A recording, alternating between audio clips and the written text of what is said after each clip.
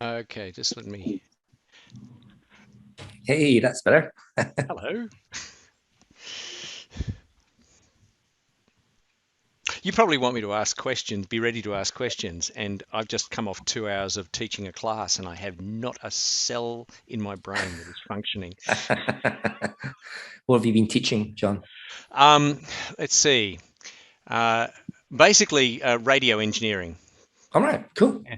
Teaching a guy how to go through and document what is in his rack and his studio and how to start connecting things together.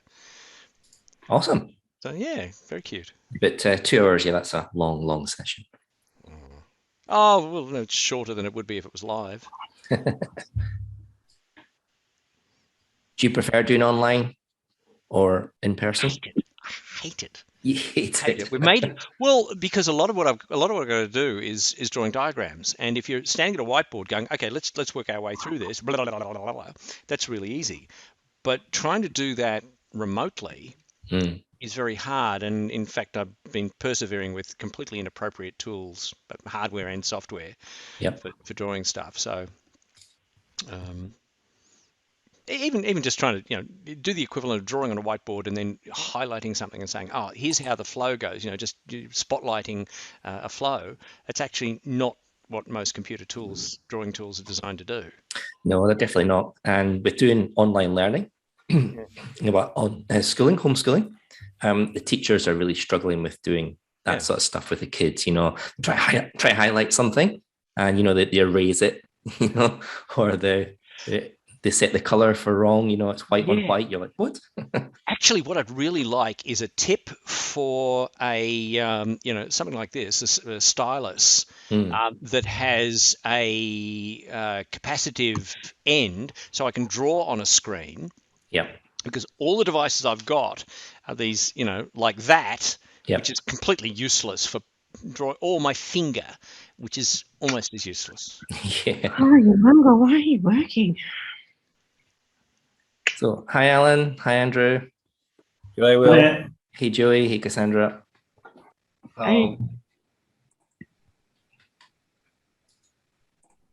Anyway, if anybody has a tip for a stylus that you can use for drawing on a capacitive screen, which is like almost all of them these days, I'm listening. Help. Or run down to Officeworks. What about the pens that come with the Samsung Galaxy or the iPad or You the mean, Surface? you mean one of the really expensive ones that I don't have? Yeah, Yeah, yeah. one of those. Because One I'm of the cheap. $200 ones. Yeah. Yeah. Wow. No, I don't have one of those. Yes, that was going to be I've got a Surface Pro, but I had a pen with my old one, but I didn't use it much. So. Come on, load. Ooh, okay. Oh, that's exciting.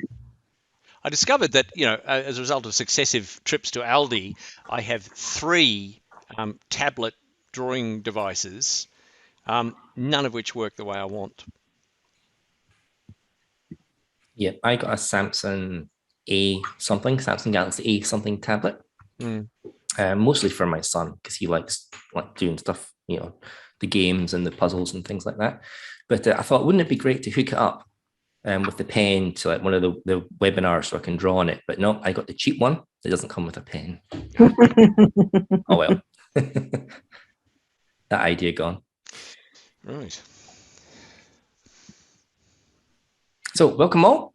Thanks for joining me. This lunch a little bit different today. Thought I'd do a little bit of a Zoom catch up, get to see everyone's faces. I'm normally the one driving all the presentation, but I thought we'd do a little bit of just ask anything, any kind of WordPress issues, anything at all, throw them at me. It can be WordPress, it can be business as well, WordPress business. I'm quite happy just to. Okay, let me ask a question, Will, because every time we sign up for one of these things, it says, oh, and if you were doing a WordPress exercise, how much would you charge? Well, if I was trying to charge somebody, how much should I be charging? Ah, right. So we talk about pricing. Yeah, elephant in the room. That's a really, really good question. I actually did I did a pricing strategies session on LinkedIn a couple of weeks ago. So I guess most freelancers when they start off, they tend to do cost-based pricing. So you look at something and say, okay, right, somebody wants a website, it's got 10 pages, that's going to take me 3-4 days. My hourly rate is blah, so they work out that way. And that works okay for small jobs. But when you're trying to scale that up, and when you maybe hit 1,000, 2,000, 3,000 for projects, it starts to get really difficult to scale that up to over 5,000 because you're basically multiplying your time. Okay? So if you said, well, that's a really big project, it's going to take me 2 months to do, and my hourly rate is blah, blah, blah. So, 60 times my hourly rate, and that's going to be, 10,000, 12,000. They go, what? So when clients start to see over 5K plus, and you're measuring it based on your time, then they think, well, I'm not going to pay you a daily rate or an hourly rate for 2 months flat. That's just ridiculous. What's my return on investment? So what I tend to do is I switch costing prices to value-based pricing. And what that does is you sit down with the client. It could be an hour, it could be half a day, and you basically ask them a lot of questions about the business. So what the business doing, what is it they really want to do with this website? How are they going to get money into it? Who are their target customers? What's the target audience? How much does one sale get you? So for example, that's a customer value. What's the customer lifetime value? So how many purchases are they likely to make over the 2 or 5 years? If you sit down with them, if you go through all those metrics, get a really good understanding of what they want to do, all these metrics, then you can base your price based on value. So for example, if their customer value is $1,000, and they maybe get 3 purchases over the customer lifetime value. So the customer lifetime value is 3,000. And you've got their traffic coming in, you've got their conversion rates. You can basically work out mathematically that, if they're getting 2 conversions a month at $1,000, there's $2,000 a month. Multiply that by 6, then you've got 12,000 over 6 months. And 2 conversions is pretty good. Then you can pitch a percentage of that. So you could say, well, that's 12,000. If I build a system, that's 12,000 over the 6 months, or 24,000 over the year, and that's just at two conversions. If you bump that up to 10 conversions, then you're talking about 200,000 over a year, and then you take a percentage off that, which could be 10%. So you pitch your project value based at 20,000, and that's based on their metrics. It's based on their conversions. It's based on their traffic. It's based on their customer lifetime value. So that's how I basically pitch nowadays for bigger projects. So if someone is coming to me, I'll sit down with them. I'll go through all this metrics. How many traffic do you get to the website? How many leads do you get from that? How many conversions do you get from those leads per month? How much is the cost? How much is the customer value or the customer lifetime value? Multiply that by month, multiply it by 6 months, multiply that by a year, and you get a rough figure. It could be 200,000, it could be 300,000, it could just be 80,000. And then I take a percentage off that. It's usually around about 8 to 10%. But that's how I kind of bid on 20, 30, 40K projects. Does that make sense? It does. Presumably because it's a smaller fraction of money that they are going to make out of the business that's enabled by the work you're doing, then it becomes a cost of business rather than a massive outpouring from their pocket. Yeah. Now that only works with clients who you kind of pre-qualify. So you're not just like taking cold leads. You've got to make sure that the leads you're getting in, the people you're talking to, have a budget to spend. And it's within that area that you want to work with. Now, obviously, if you're getting a one-person shop who just wants like they've just started up, they're not going to have $20,000, $30,000 to spend. So you need to be quite clear on your target market, as to who you're actually targeting and what their budget is within. And obviously, that's only going to work for their budget-wise. But value-based pricing, it works across the board anyway, as long as you make sure that you set your target accordingly. So if you are targeting like single people who are maybe just earning maybe got a turnover of, I don't know, 50,000 a year, then obviously you're not going to be charging 50, 60,000 for a project. That's not going to make any money. But if you have a larger turnover of that, you can still use value-based pricing. If you're pricing at 2,000-3,000K projects, if you have a larger turnover for that, if you're maybe doing 2 a month, that's going to make it worthwhile. You can still do value-based pricing based on that. Have you been in a situation where you're able to say to somebody, look, if you did it this way, you're likely to be able to make more money or increase your sales? Or is that too inextricably bound up by their own business model rather than any knob that you could turn with?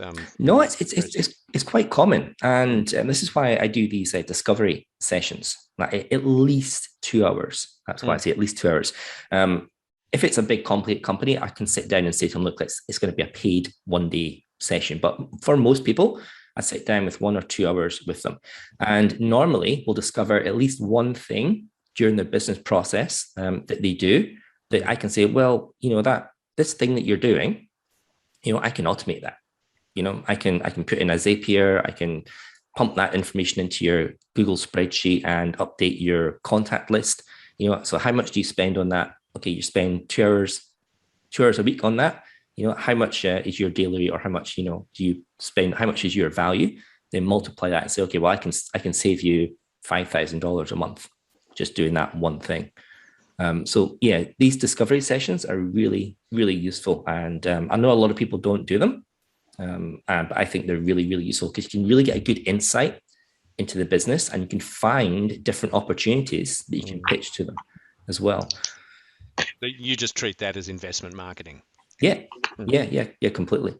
I mean, if you don't understand what somebody's doing and their target audience, then you're not going to really give them a good end product. I always go to the doctor patient analogy. So if a patient goes in and says, I've got sore head, can you give me some headache pills? And if the doctor just wrote a script for headache pills, then what's the underlying symptoms for those? So that's why a doctor has to ask you all these questions, to try and diagnose the problem, because you might not have a sore head. It might be back pain that's crushing on some nerve that's then causing a headache. It could be any underlying cause, and it's the same. That's the same approach I take with businesses. So sometimes, not a lot, but sometimes I'll get kickback from business owners that are saying, "Why are you asking me all these questions? I just want a website."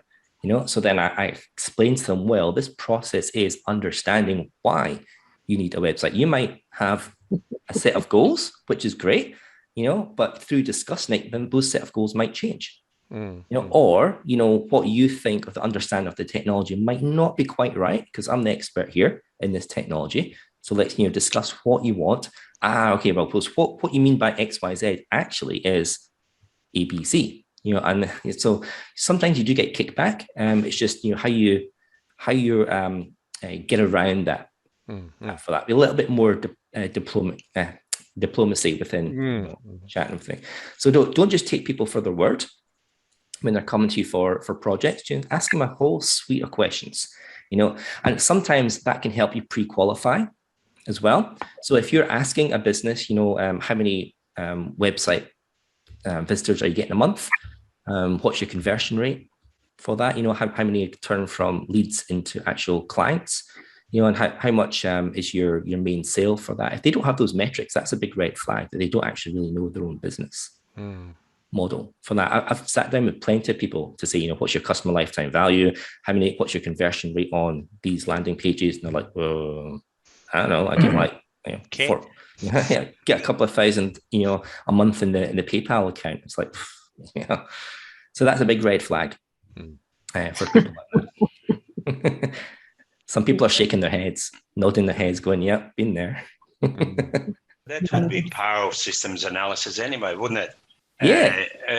Unless you know what the business does, what business owners want or need, and they might not be the same thing, you won't be able to develop a system that they might appreciate in the future. Yeah, totally true. You got to understand the business. You got to understand what they're trying to do, their objectives, how they're going to make money back from it as well. Because if you just get somebody that says, "I want a website," build me a 10-page WooCommerce website, the first thing I say is why. What are you selling? What are you trying to achieve here? The classic one is, I just want a simple website. Nothing too complicated. It's just going to be a little simple website. That's great. Run for the hills. Sounds a great hobby.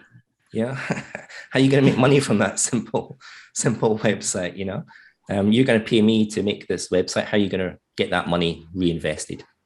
What's your return of investment for that? So yeah, you don't have to use the same pricing model all the time as well. There's different pricing models. You can do cost-based, you can do like monthly installments, retainers, all that sort of stuff. There's different ways to approach different projects, but most people will do cost-based and then flip over to value. But the value-based pricing doesn't really work unless you're sitting down and understanding what that person is. And you should always turn cell phones on mute when you're doing live webinars.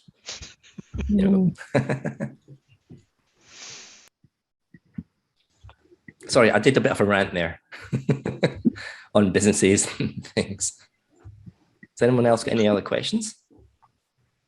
Yep, Cassandra.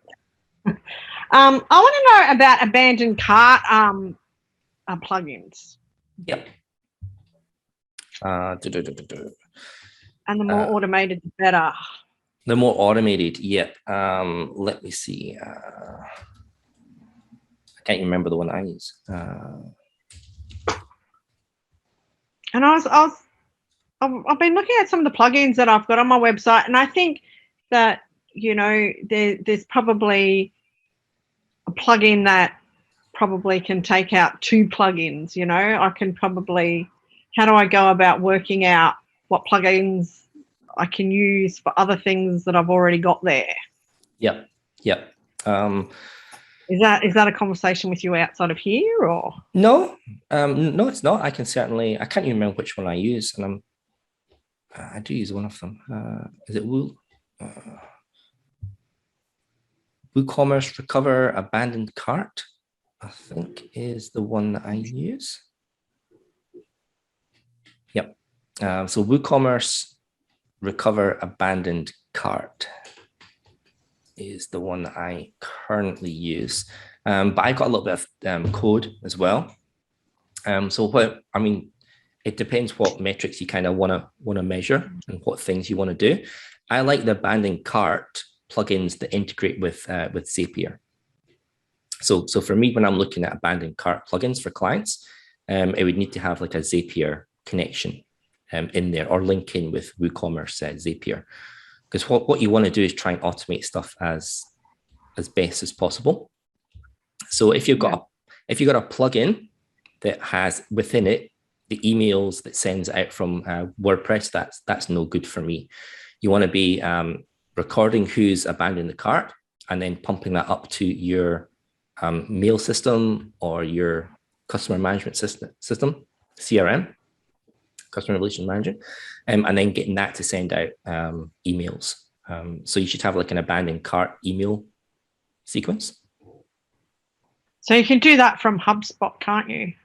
Yes. HubSpot's got a WooCommerce integration. So if you're using HubSpot as your CRM, you can create an email sequence that's like an abandoned cart sequence, and then drop people into that. And that just all automatically after a period of time, sends an email out? Yeah. There's nothing needs to be done from me. It's just an automated process. Once you've set up the automation, then yeah. So it depends on what values you want to pump in. So most of the plugins will allow you to figure out what's in the cart, or the total value, or the line items as well. Some of them even allow you to just do like the biggest line items. So someone's maybe put 3 or 4 things in their basket. It'll pick out the one with the largest value, and then you can send that data up to HubSpot or whatever CRM, and merge that data in with your email campaign. So, you could say after 2 or 3 days, then, you can start that campaign. Say, oh, hi, Bob, I noticed you had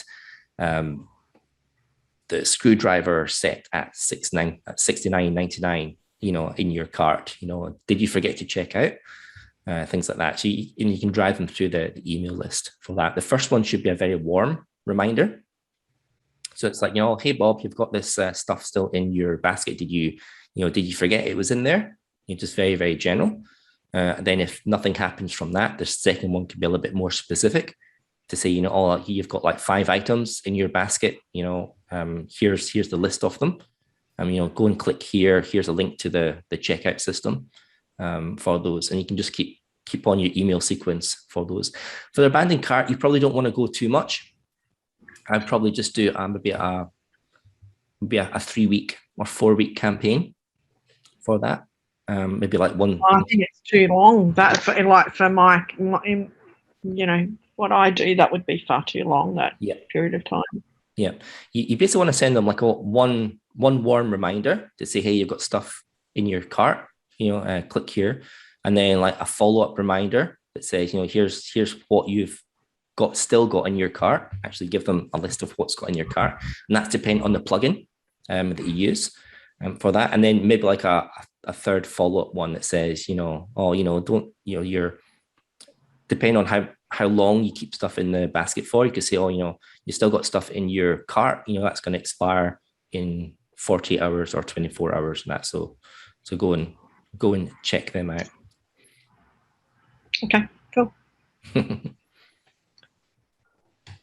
It's good that you're actually measuring abandoned cart stuff anyway, because a lot of people don't. It's definitely a missed opportunity, because there's lots of reasons people might not check out. You could be in the middle of something, then just forget to go back. So even if you can get like a few extra sales from abandoned carts, that's always a great idea. Yeah, I think it's drunks on Saturday nights. and they forget, so if I can get them while they're still there. Yep. And hit the go button. Yeah, that's cool. Any other WordPressy questions? Thoughts on Jetpack, use of Jetpack? Thoughts on the use of Jetpack? Good one. No. And therefore alternatives. Look, Jetpack, they've done a lot of work to Jetpack over the last couple of years. It used to be this heavyweight thing that would load lots of assets like JavaScript files all at the same time. But they have condensed that down. So in the most part, Jetpack will just use whatever modules you have enabled. So it's leaner than it has been in the past. But I don't like the idea of a plugin doing all these different things, because the code base gets messy, and you don't really specialize in doing one thing really well. So I love plugins that kind of just do one thing or one or two things in a particular vertical, and they do it really, really, really well. Jetpack's all over the place. It's got security, it's got WooCommerce stuff, it's got a CDN in it as well. It's just, I think for people starting out, it's great because you've got all these different options that you can switch on. But I do like specialized things. So for example, CDN, I would always go with Cloudflare. So I wouldn't use the Photon one, primarily because it's pretty much based in the US anyway. But Cloudflare has a more international feel to it, and it's got more specific things you can switch on. You can do excludes, you can do includes as well. You can do for the CDN, you can do like global caching for that. So that's an example. So I wouldn't use Jetpack for CDN. I'd use Cloudflare for that. Security as well. I would use WordFence or Security or iThemes security plugin for that. Because again, with Jetpack, it's kind of very generalized. You don't really exactly know what it's doing to secure your website. It tells you, oh yes, switch on this thing and it's going to secure your website, but you don't know how often it's going to scan your files, what you're scanning it for. Is it scanning the files as ASCII or binary? Who knows? It just secured my website. Click a button. You don't really know what's happening under the hood. So for those things, I'd use like a specified web application firewall, like WordFence for something like that. Do you use Jetpack? I do. I've had it installed for a long time, and I know I've been reading some stuff that it's not great. But I think because I'm on iOS, and I think they wanted me to install it so that I could have used the WordPress app on iOS. Would that be correct? Yep. So I think the WordPress app still uses XML RPC, but they could have moved over to the API, the REST API for that. But Jetpack, so before WordPress included the big REST API points, Jetpack actually came with its own API system.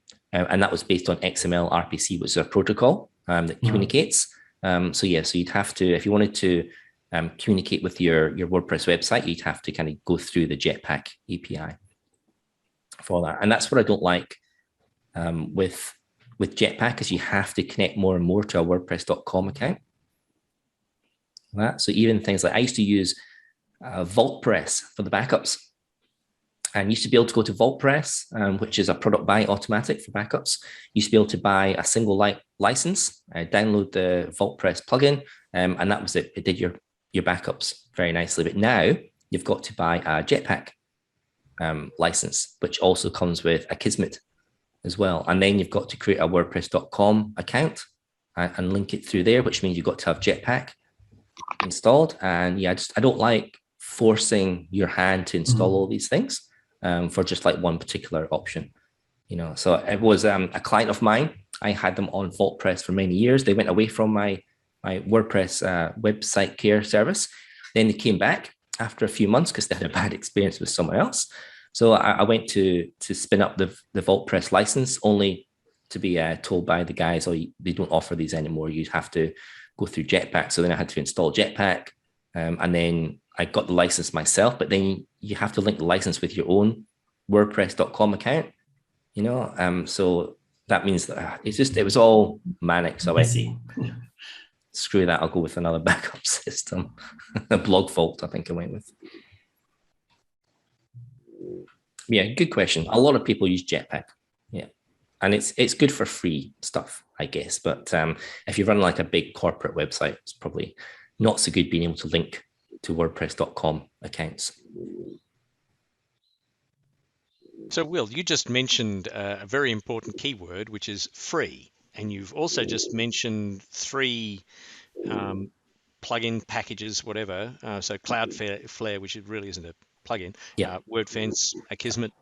Yeah. And all of these have like free incarnations, and then they have, well, you can pay for this. Sure, that's fair enough.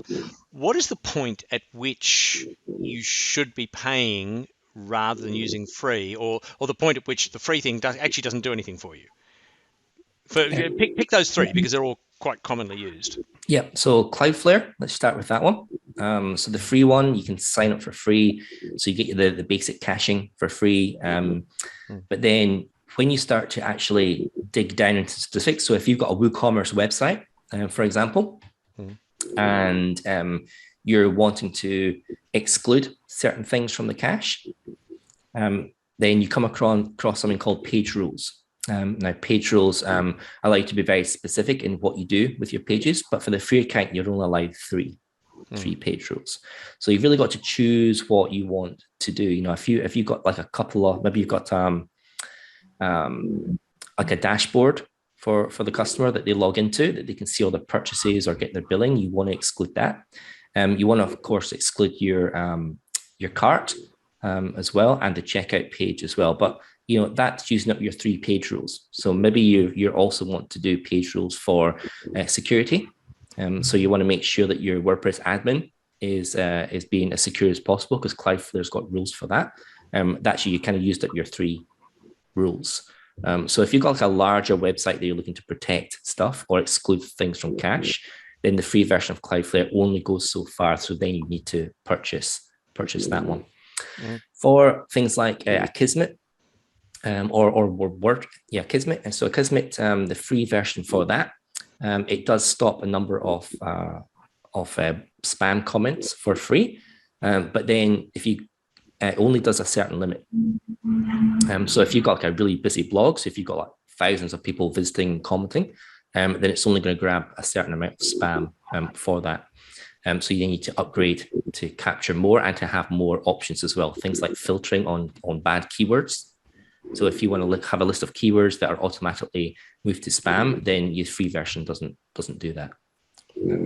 And lastly, things like word fence. Word fence I run free on most websites, but then I've got a couple of clients who they want to block particular countries from getting access to the website, and that's a premium version for word fence, and also for the update rules. So the word fence scanner, like the malware scanner, it only gets updates every week or every month. I think it might be every month. Whereas if you upgrade, then you get real-time updates to that particular engine, just like a virus scanner. So there's certain aspects, and as well for scheduling. So you can only schedule the daily for WordFence. If you want to schedule at a particular time or a particular day of the month or particular time slots, then that's premium as well. So it really depends on how flexible you want features for those. Okay.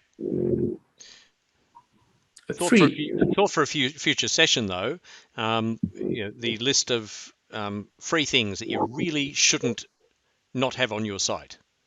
The free things that you must have on your site. The free things that you must have. Yeah, on your site. I'm sure that, well, for instance, you just WordFence. I can't see a reason to not have that. It's got to be better than doing nothing. Yeah, absolutely. Example.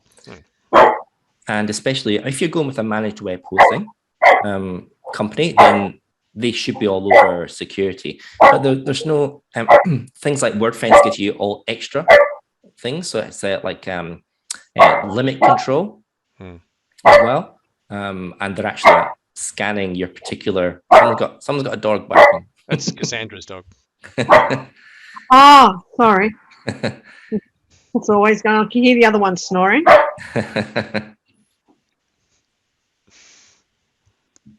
Yeah. So yeah. You then, was it? On mute now. But like the sort of things I have on my website, generally it would be WordFence. Definitely put WordFence on there. Gravity Forms is my go-to forms as well. Yoast Duplicator. Sorry, which one? Gravity Forms. Yeah.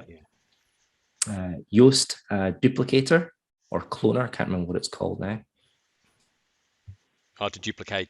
Yeah. Duplicate pages. Yeah. Yeah, that's fantastic. I installed that on every single website. SEO Press. So I use SEO Press at the moment rather than Yoast, just because it's slightly cheaper and pretty much does everything Yoast does. The premium version does, plus all the modules. So if you've got things like Google My Business Local, then if you're using Yoast, you've got to buy the premium add-on for that. But it's included in the pro price of SEO Press as well. So I like that. But Rank Math is getting quite a good reputation as well. But yeah, I ditched Yoast quite a couple of years ago for that. So that last one again? Rank Math. Rank Map.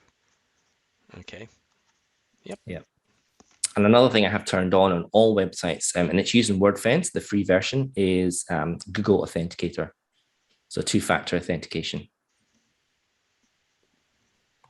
If you don't know what that is, it's just having a little app that spins around some numbers so that when you log on to your WordPress, you get username, get your password. You also get the little numbers that are on your phone app as well. And it just stops people being able to log in if they guess your username and password.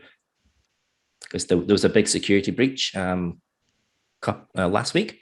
I can't remember exactly what company it was, but it was a web hosting company. And they had their systems breached by hackers.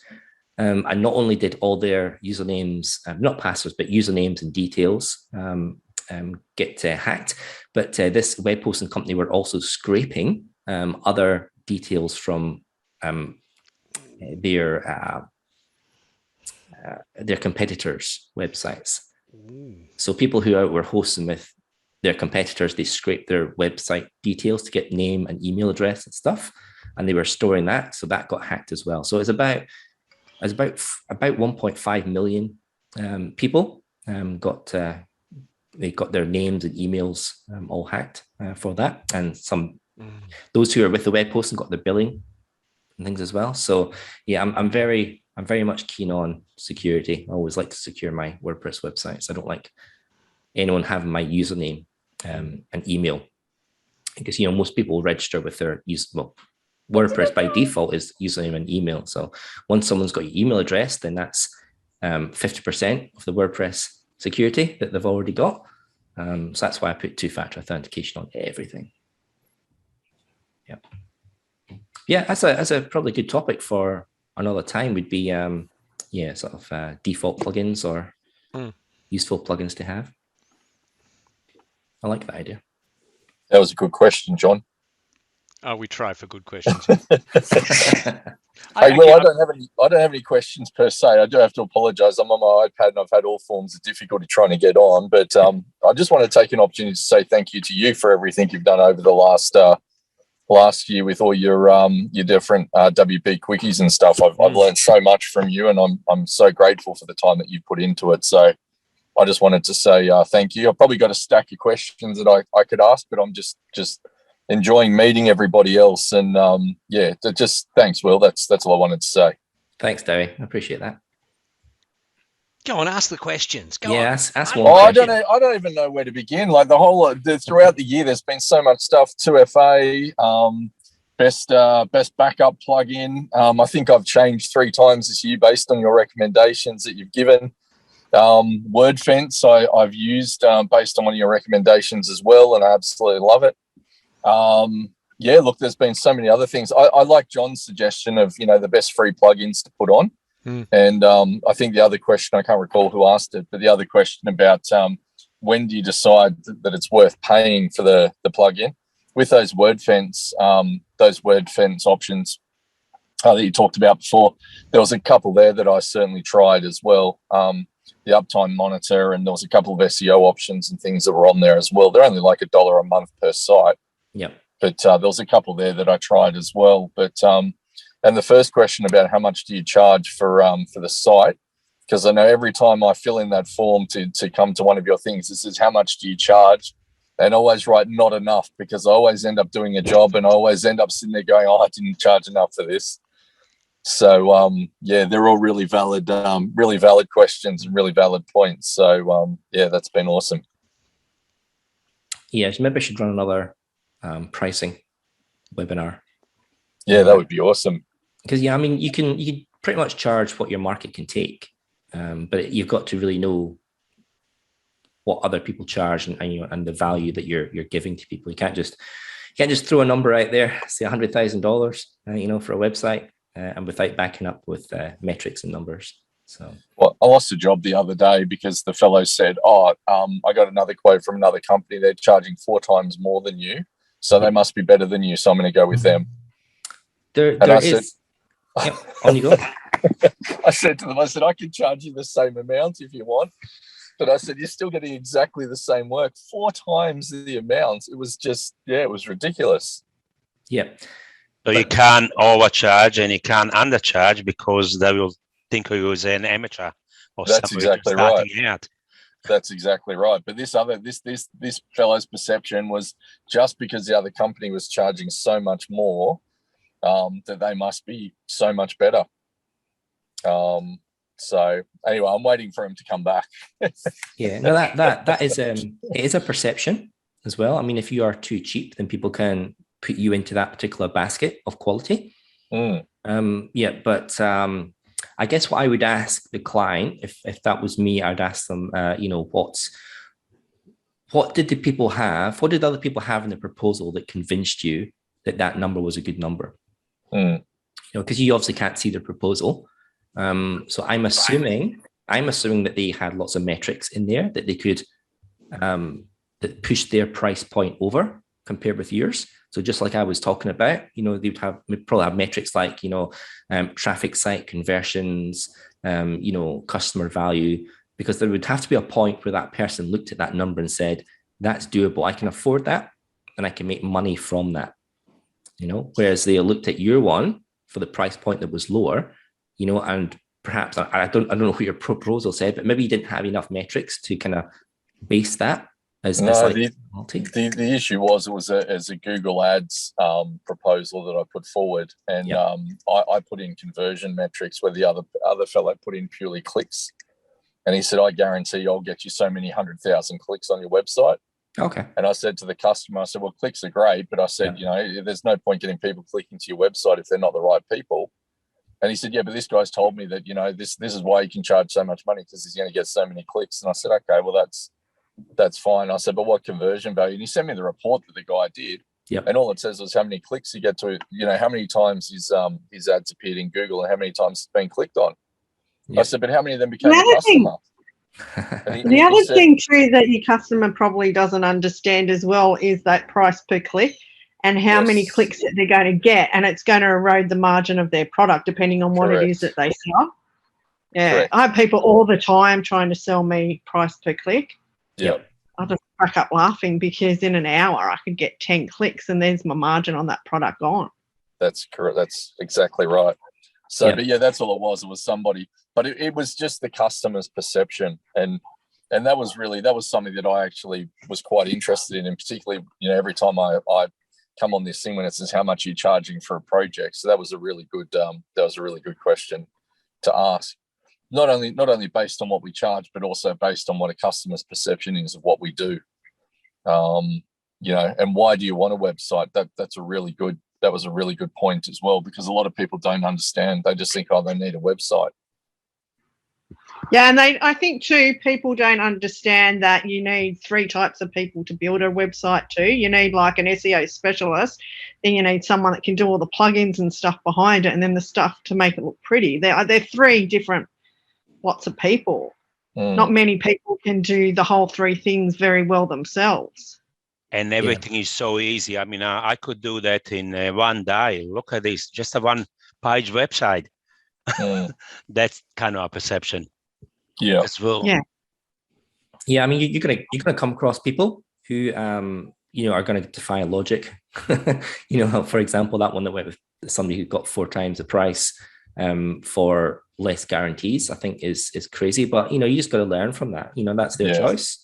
Maybe in your next proposal, you could include a section of an FAQ section on beware of people selling large volumes of clicks. It was all in there. Don't worry. And then when I spoke to the guy on the phone, I said to him after a while, I said, "Look, just be careful. Like, I understand that you've gone somewhere else, and that's fine. Like, I said, but just be careful what you're paying for.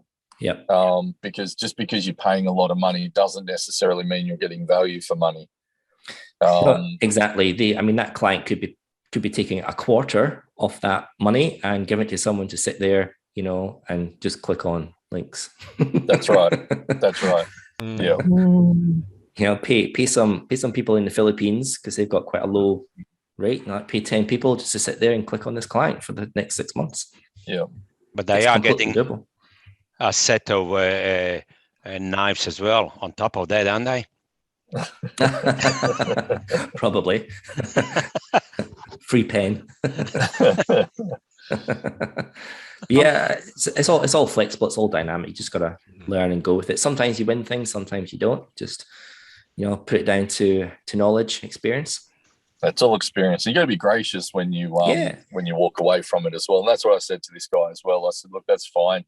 I said, "Just feel free to let me know when when you need something." But like his metrics report and everything that came out showed how many clicks he was getting on his website, but no conversions. So I said, "How many sales have you had from this?" He goes, what do you mean? I'm getting all these clicks on my website. Yay, you're popular.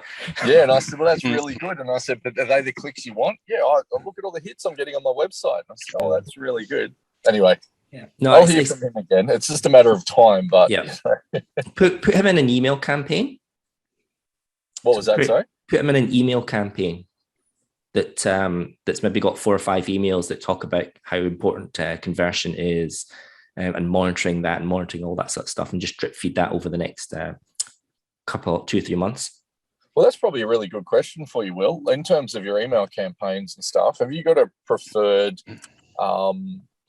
platform that you use? Yeah, I use ActiveCampaign at the moment because it's got tagging. So I love tagging. If you don't know what tagging is, then basically once you've created somebody as a contact in there, then you can automate certain parts of it. Like if they buy a product, you can add that product tag to them, and then you can spin off a campaign based on tags. So it's if you use something like MailChimp, which is very basic, that does it on a list basis. So you put someone on a list, and then an automation spins up from there. But the more advanced marketing uses tagging for that. So you can base campaigns based on tags being added or tags being removed, or what the value in particular tags are. What's that using? Active Campaign, was it? Active Campaign, yeah. Active Campaign, okay. You can use tagging with Google Marketing as well to find out who your market is, whoever actually clicks on it. Yep. Yeah, I've got MailChimp, but I've never successfully, or I've never really had the time to finish getting it set up properly. So yeah, MailChimp is good for starting off. But if you want to do any advanced marketing, it doesn't really work. They've got tagging, but the tagging, it doesn't work like Active Campaign or Infusionsoft works. It's not a comprehensive system. I think they added it in because everyone else had good tagging systems, so they thought they'd have to add tagging as well. But it doesn't work like Active Campaign or Infusionsoft or anything like that. So yeah, I find MailChimp's a bit limiting. It's good because it's free to start with, but if you want to do more advanced marketing, like this guy that you had, then you could use like something like Proposify, I think it's called, which is a service. So you create your proposals in there, and then if somebody accepts or rejects, then you can pump that through Zapier and start email campaigns. So, for example, Derry, for that guy, if he looked at your proposal, rejected it, online, then you could automatically send him through Zapier up to your CRM, and then put him on, whatever email campaign that you wanted to. That's like a warm lead campaign. Okay. But yeah, I'd definitely do one for him. Maybe just like do 3-4 email campaign, drop him in that over the next couple of weeks, just so he's remembering, he's getting something from you. And then, if it doesn't work out, he's fresh in your mind, so it's more likely. Yeah, absolutely. That's a really good idea. And what about CRM, Will, based on that email marketing? What's your preference in terms of CRM? So it's Active Campaign. That's what I use. Okay. Yep, for everything. So that's my central hub for those. So you can add things like phone calls and sales stuff, cost per projects and things like that as well. So you can have like a sales pipeline, as well as all the information that comes from that. Okay. Yeah. Guys, I'm going to do one last question, and then I might wrap it up for today. Can I ask? Yeah, sure, Alan. So I've got a few websites. They're all being developed with Enfold theme by some developers for us. But I want to actually change the theme, and I've done one website. I tried just changing the theme and then trying to sort it out. It was such a mess that I actually got desktop server and just pulled all the contents down and redeveloped it, basically. But my question is quite simply, still got two more that I want to do. What do you think is the best way to approach that, or what's the best way to go about it? Oh, just changing theme? Yeah, changing the theme. Yep. I think the best approach that you've so I would spin up something like Flywheel, local by Flywheel, download a copy there, and then what difficulty are you have when you say it's a nightmare changing over? What problems are you getting? When I said changing over, the way I first of all, I just tried to change the theme and then tried to sort out all the pages and stuff, but they're all broken and it's quite difficult. I just didn't think it was worth the effort. So basically I just developed offline, I developed the new sort of structure and all the things I wanted with on desktop server with a limited amount of content, and then just pulled all the content down and re-linked it into the system, if you like. So yeah, for the most part, when you're changing over templates, then you should have some sort of baseline compatibility. So things like your archives like your categories archives, your tags archives, your author archive, that should still have the database that's in the data that's in the database should come across. So titles, featured image, excerpt, things like that. They should all roughly be the same, unless your previous template, someone's kind of gone wild and created like custom templates for everything. Then you're going to have a problem changing over. But if your website sticks with the basics, featured image, titles, excerpts, authors and stuff, then you shouldn't have too much of a problem switching themes. Are you coming from Elementor or something like that, going to Divi, or just a Divi template to another Divi template? Yeah, the theme is Enfold. It's quite rich and complex and overly complex. It has a lot of templates in it. It's got way too much stuff that we don't use. Costs a bit of money, and our website's quite slow. And Oh, I see. So that's different. I don't think that you can do that unless there is a plugin that will actually translate, or whatever you want to call it, from one theme to the other. Yeah, so I'm with you. So the Enfold system, it's got its own page builder, its own kind of layout system. Enfold does, yeah. You're going to have problems, and that's the same with going from any page builder to any page builder. So if you went from Elementor to Beaver or Beaver to Divi, they all do their layout and contents in different ways.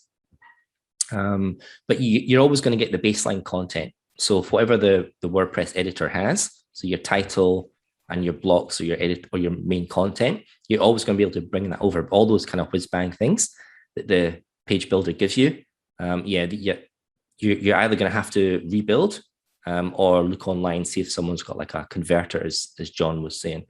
There is one for Divi. I haven't heard of Enfold because I've not really used that, but somebody does have like a Divi converter, because Divi uses lots of shortcodes. So someone has something that can get rid of the shortcodes within those and the stuff between it for that. So maybe your best bet would be to research and see if anyone's got that for Enfold as well. Otherwise, I'd just do a clean rebuild. I'd just like bring it down on local, copy the content across. So I'd probably export it using either the WordPress XML or WP All Export, and then just bring it into a clean database. Because if you're copying the database across, it's going to come with all that rubbish that Enfield or any other page builder comes with. So it might be an idea just to create a nice new fresh WordPress copy, export the data from your old site, import it into the fresh one. That's going to get your title, it's going to get your content and everything from that. Yeah, and you prefer local now to desktop server, don't you? Because I've got a paid desktop server, but it does expire later this year, I think. So, look, I mean, they do basically the same thing. I like local because it's got everything in the one place. It does SSL as well. I don't know if desktop server does that, but if you're running local on Windows or Mac, then it creates its own signing authority, so you can use SSL on that. And I think that's, for me, because I do a lot of membership and WooCommerce stuff, that's a big thumbs up for me for that one. And it's not as resource intensive as it used to be, but I still have my own stack on Windows as well. So I run PHP, MySQL, and Nginx as services on Windows that I can spin up as well.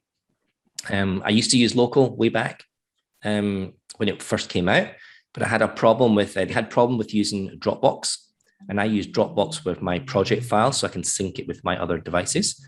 So I can just jump on my laptop and get all the project files. And local couldn't do that, at least not like 2 or 3 years ago. But it does work with Dropbox now, which is very handy. Okay, thanks. Yeah, cool.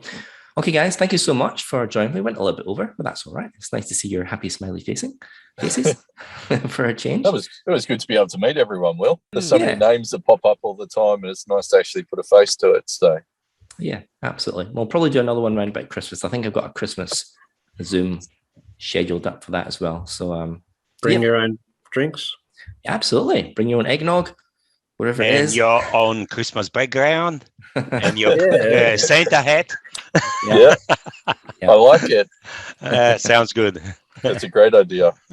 Okay, guys, if you've got any other questions, you can drop them in the Facebook group as well. So just search for WordPress Sydney Meetup in our Facebook group, and I'm happy to answer any questions you've got outside of the Zoom call. But otherwise, take care, stay safe, and I'll see you guys next week. Thank you very Thanks so much, Will. See you, Thanks. everyone. Bye, guys. Thanks. Bye.